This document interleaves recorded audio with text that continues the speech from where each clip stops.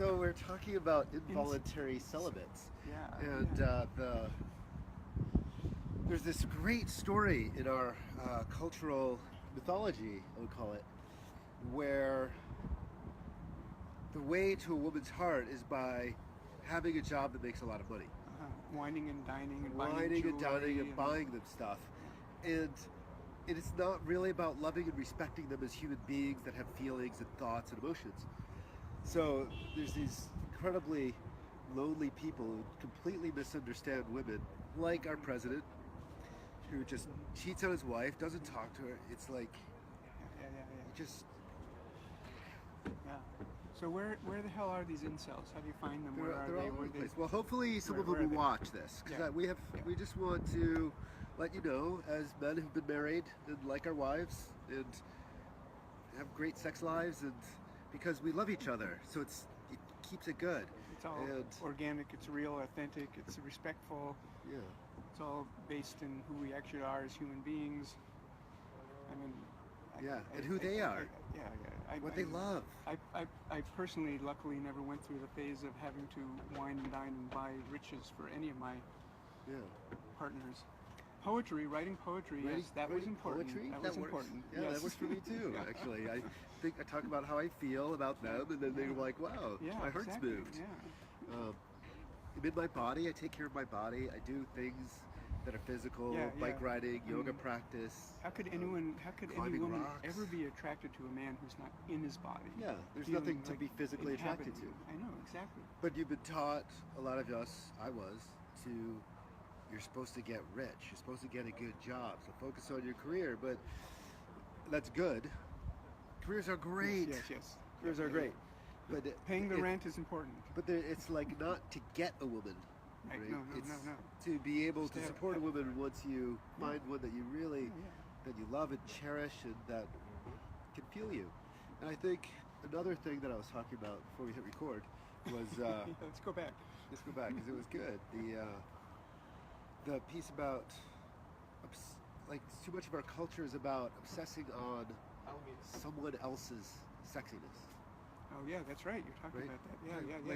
Like why are we so obsessed with other people's sex sexiness? objects? Other people's sexiness. Yeah. Of course we are. But what about our own sexiness, making ourselves as sexy as possible?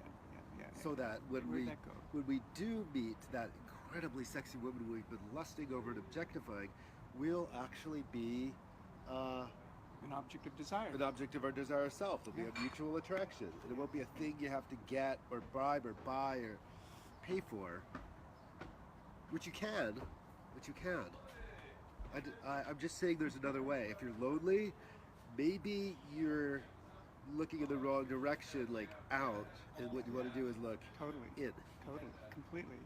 How to become more your own self rather than find some self outside yourself that you want to bond with.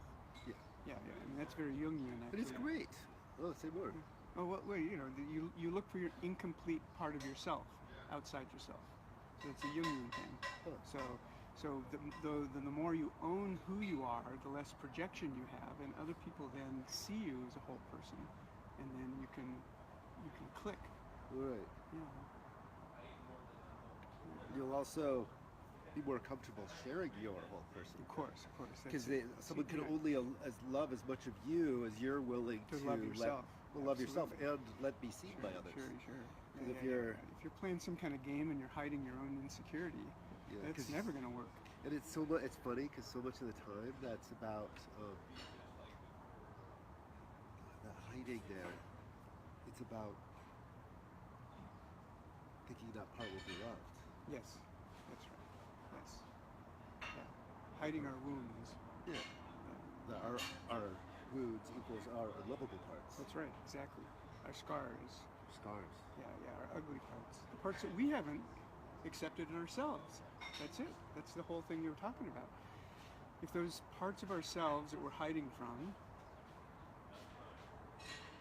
that we think are ugly, we're not embodying ourselves then. Nobody's going to be attracted to us.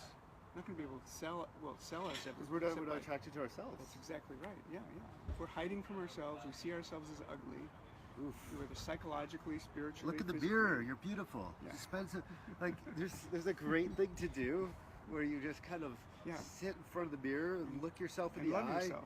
Yeah. and have a conversation with yourself. Like, dude, what is up?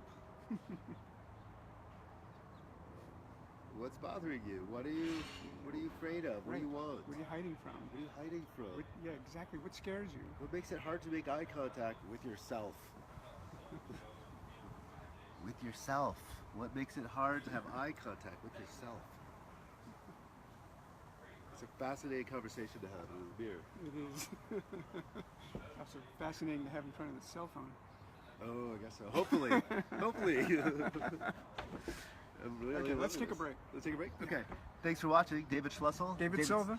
YogiLifeCoach.com. And where do you have your DavidSilvaPhotography.com. amazing nature photographer?